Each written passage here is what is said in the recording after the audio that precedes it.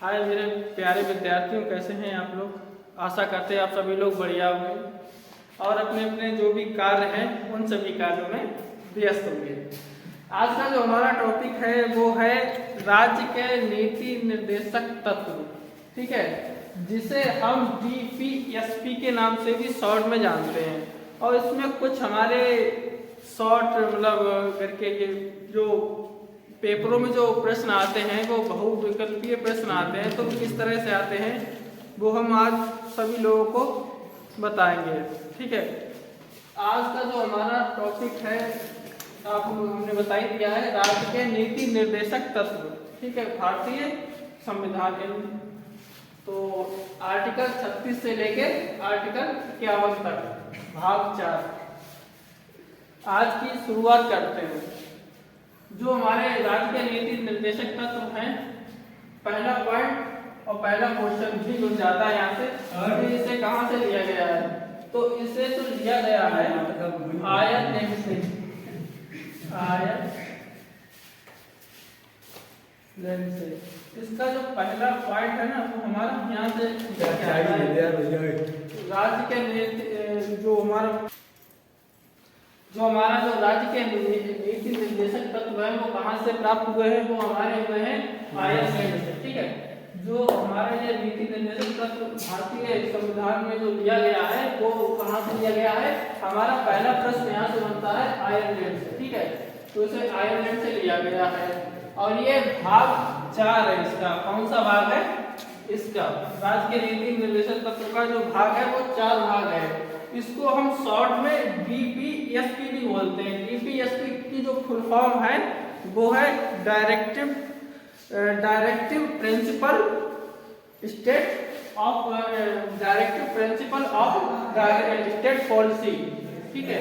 इसका directive principle of state policy, इसकी full form ये है DPSP। इसे हम जो कभी कभी जो हमारे एग्जाम होते हैं उसमें ये शॉर्ट में पूछ लिया जाता है, ठीक है। 1 नंबर या 2 नंबर में ये पूछ लिया जाता है। ये हमारा यहाँ से इसका दूसरा पॉइंट बन जाता है। और ये जो हमारा भाग 4 से चालू हुआ, आर्टिकल 38 आ जाते हैं, उसमें शुरू करते हैं।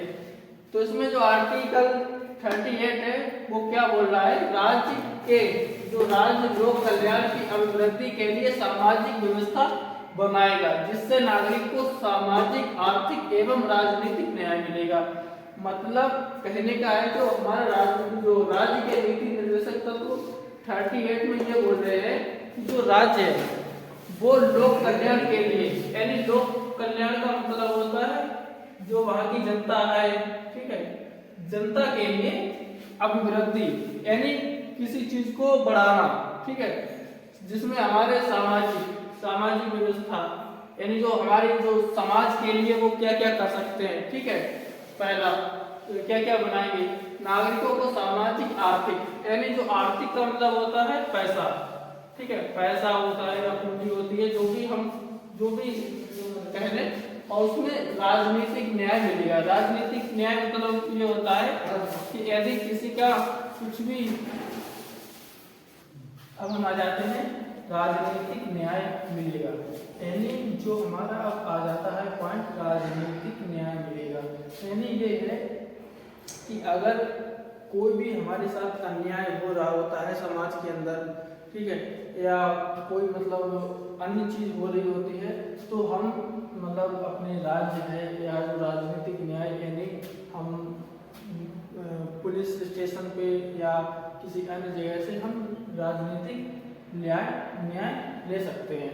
अब हमारा आ जाता है आर्टिकल 39 का, ठीक है, आर्टिकल 39 का, जिसमें समान न्याय और निःशुल्क विधिक सहायता, समान कार्य के लिए समान वेतन की व्यवस्था इसमें है। इसका कहने का मतलब पॉइंट क्या है कि इसमें समान न्याय होगा। समान का न्याय का मतलब है कि किसी के साथ भेदभाव नहीं होगा, ठीक है, भेदभाव नहीं होगा, ठीक है। एकदम सभी को समाज में इक्वालिटी यानी समानता यानी समान सभी को न्याय है वो समान होगा, न्याय किसी के साथ गलत नहीं किया जाएगा कि जो हमारे अच्छे हैं उनके साथ गलत हो जाए और जो गलत है उनके साथ अच्छा हो जाए, ऐसा नहीं होगा। उनके साथ समान न्याय किया जाएगा, भेदभाव नहीं किया जाएगा। अब हम आगे बढ़ते हैं। निःशुल्क विधिक सहायता, यानी जो निःशुल्क विधिक सहायता होती है जैसे कि मतलब वाहन, जैसे कि सरकारी अस्पताल जो आज के समय में है और उसमें एक एम्बुलेंस चलाई जाती है, ठीक है, जो उसकी सर्विस रहती है वो हमारी बिल्कुल फ्री सर्विस रहती है, ठीक है, विधिक सहायता, और उसमें समान कार्य के लिए समान वेतन, ठीक है। जैसे कि हम किसी पद पे हैं, ठीक है, तो हमारे जितने भी सहयोगी हैं वो सभी लोग भी समान पद पे हैं, तो जो हमें वेतन मिलेगा वो हम समान ही मिलेगा।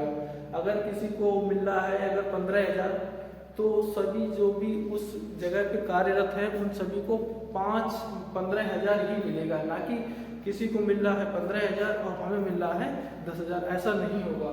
तो इसमें समान वेतन, ठीक है, इसमें भी भेदभाव नहीं किया जाएगा, भेदभाव नहीं किया जाएगा, ठीक है। अब ठीक है, इसमें व्यवस्था की गई है और इसको जो मतलब इसमें 42वें संविधान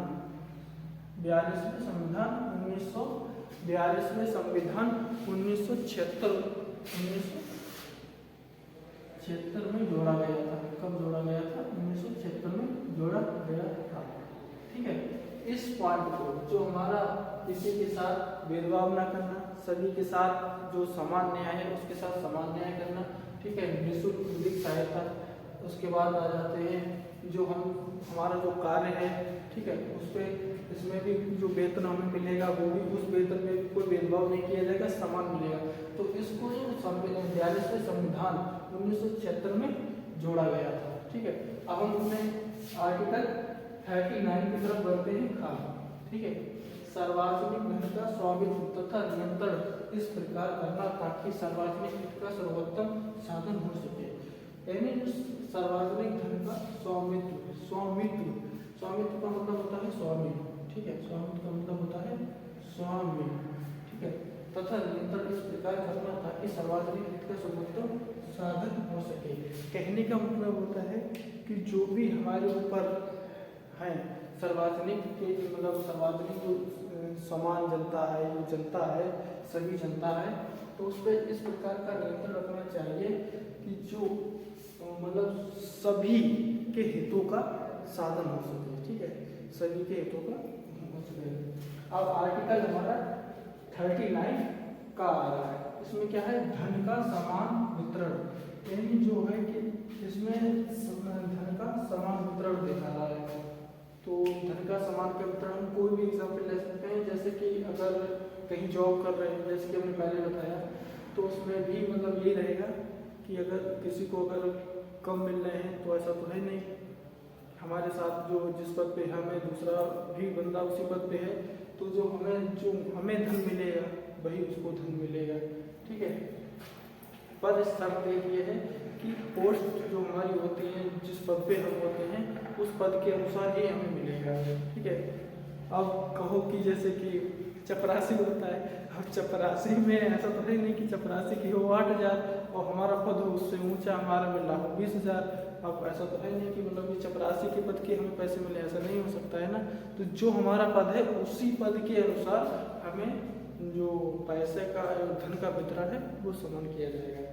अब आ जाते हैं आर्टिकल 40, ठीक है, इसमें ग्राम पंचायतों का संगठन।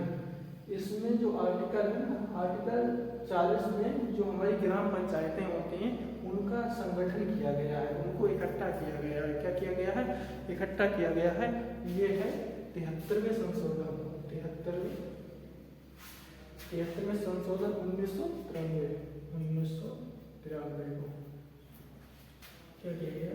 संशोधन करके इसको जोड़ा गया है या लाया गया है, ठीक है, इस चीज को जो हमारी ग्राम पंचायतें होती हैं पहले मतलब बिखरी हुई थी, फिर उनको इकट्ठा यानी संगठन किया। और कब किया गया था? 1973 में संविधान संशोधन 1993 को, ठीक है। 47 हमारे क्या कह रहा है? राज्य के अंदर कि पोषाहार स्तर, जीवन स्तर को ऊंचा करने का तथा लोक कल्याण स्वास्थ्य का सुधार करने का राज्य का कर्तव्य है। यानी कहने का मतलब ये है, जो लोग है, लोग का मतलब जन होता है, ठीक है। जन स्वास्थ्य है, यानी लोग जन स्वास्थ्य का सुधार करने का राज्य का कर्तव्य है। कुल मिला के ये है कि जो हमारे राज्य का स्वास्थ्य है, यानी जो हॉस्पिटल्स हैं उनको सुधार करने का, ठीक है, सुधार करने का राज्य का सबसे प्रमुख कर्तव्य रहता है, ठीक है। जिससे कि जो वहाँ की जनता है उसको कोई प्रॉब्लम्स ना आए, दिक्कत ना आए, ठीक है। और उनके जो जीवन पोषाहार, यानी किसी मतलब पोषाहार जीवन, पोषाहार स्तर जीवन, यानी पोषाहार का मतलब होता है कि जैसे कि जो व्यक्ति होते हैं उसमें कभी कभी मतलब किसी व्यक्ति में कुछ कमियां आ जाती हैं बॉडी में, ठीक है। तो उनको पोषाहार स्तर जीवन में ऊंचा उठाने में उनके लिए कुछ नए डेवलपमेंट करना चाहिए कि जिससे कि उनका स्वास्थ्य भी ठीक रहे, ठीक है। और ये लोक स्वास्थ्य सुधार करने का राज्य का कर्तव्य होता है। अब हम आ जाते हैं आर्टिकल 48 पर। 48 में क्या कह रहा है? कृषि एवं पशुपालन का संगठन, यानी आप सभी लोग जानते हैं जो हमारा भारत देश है वह भारत देश एक कृषि प्रधान देश है, ठीक है। किसानों को मतलब कृषि को या किसानों को कहें तो एक हमारे जो भारत की रीढ़ की हड्डी कहलाते हैं, ठीक है। तो हमारा यहाँ पे जो राज्य है वो राज्य क्या कह रहा है कि यहाँ पे कृषि एवं पशुपालन का संगठन, ठीक, जो हमारी कृषि होती है उसको मतलब आगे कैसे बढ़ाया जाए और पशुपालन में भी सहायता की जाए, ठीक है। पशुपालन की सहायता में भी हमें बहुत ही ज़्यादा फायदे होते हैं। और कृषि का तो आप सब लोग जानते हैं कि जो कृषि होती है उससे ही जो अन्न उगता है वही हम लोग खाते हैं। अब हमारा आ जाता है आर्टिकल 48 का, ठीक। इसमें क्या है कि पर्यावरण संरक्षण तथा संवर्धन, वन एवं वन्य जीवों की रक्षा, यानी राज्य का जो कर्तव्य वो ये भी एक कर्तव्य ये है कि जो वहाँ का अपने राज्य का जो पर्यावरण है उसको साफ सुथरा रखें, ठीक है, एकदम क्लीन, कि जिससे कि वहाँ पर गंदगी ना फैले और जो प्रदूषण बिल्कुल भी ना हो, ठीक है। और यहाँ पे जो वन है उनको भी सुरक्षित रखा जाए। कैसा रखा जाए? सुरक्षित, ठीक है। और हमारे यहाँ पे जो उस वन में रहने वाले जीव हैं उनको भी सुरक्षित रखा जाए, ठीक है। कि देखो ऐसा है, अगर जितने वन कटेंगे उतनी ही ऑक्सीजन की मात्रा की कमी होगी, ठीक है। तो इसलिए जो हमारे राज्य का कर्तव्य रहता है वह कर्तव्य रहता है कि पर्यावरण को संरक्षण करें, बल्कि उसको कम ना करें, उसको बढ़ाएं, ठीक है। जो हमारे जो प्रदूषण फैलता है, जो प्रदूषित हो जाते हैं, जो प्रदूषण निकलता है उनको पेड़ पौधों के जरिए से कम किया जाए, ऑक्सीजन की मात्रा को बढ़ाया जाए और जो पर्यावरण क्या नाम जो प्रदूषण फैलता है गंदगी से उसको रोका जाए, ठीक है। वन को सुरक्षित रखा जाए कि जब वन सुरक्षित होंगे तभी हमें मतलब हर चीज़ में एक महत्व होता है। तो हमारे यहाँ पे भी जो वन है वनों का सबसे ज़्यादा महत्व है, क्योंकि वहाँ पेड़ लगे तो पेड़ से हमें ऑक्सीजन भी मिलती है और उन्हीं में रहने वाले जो हमारे वन्य जीव है, ठीक है, उनको भी सुरक्षित रखा जाए।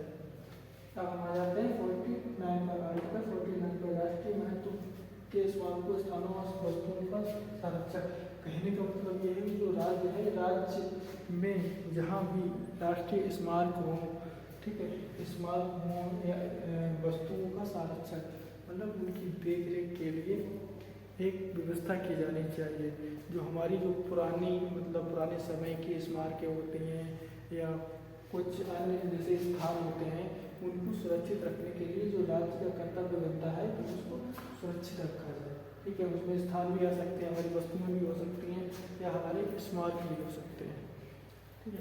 और हमारा आर्टिकल 50 आता है। हमारा 50 क्या है? कार्यालय एवं न्याय कार्यपालिका एवं न्यायपालिका का पृथक्करण। पृथक्करण का मतलब होता है अलग अलग, यानी जो राज्य है वो कार्यपालिका और न्यायपालिका को अलग करने के लिए बोलता है, यानी मतलब निर्देश देता है, नीति निर्देश। अब हमारा आ जाता है 51। अभिवृद्धि में क्या है हमारा अंतर्राष्ट्रीय शक्ति, अंतर्राष्ट्रीय शांति और सुरक्षा की अभिवृद्धि, यानी जो हमारी विदेशों वाली अंतर्राष्ट्रीय विदेशों की जो हमारी विदेशों की जो शांति है और सुरक्षा है उसको कैसे अभिवृद्धि यानी उसको बढ़ाया जाए, क्या किया जाए, बढ़ाया जाए, ठीक है, बढ़ाया जाए।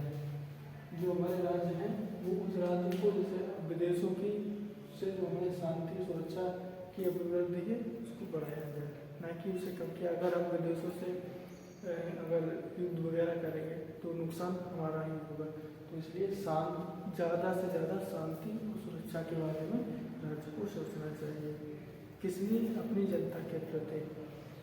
तो मेरे प्यारे विद्यार्थियों, आज का जो हमारा पूरा टॉपिक रहा है आज के नीति निर्देशक, और एक चीज़ और इम्पोर्टेंट कि इसका मैंने फुल फॉर्म लिख दिया है, directive principles of state policy, यानी ये जो क्वेश्चन है ना ये क्वेश्चन एग्जाम में आ जाते हैं, ठीक है। हो सकता है वो 1 नंबर में पूछ दे, हो सकता है तो 2 नंबर में पूछ दे, ठीक है। तो आप लोग इस पर थोड़ा विशेष ध्यान दीजिए।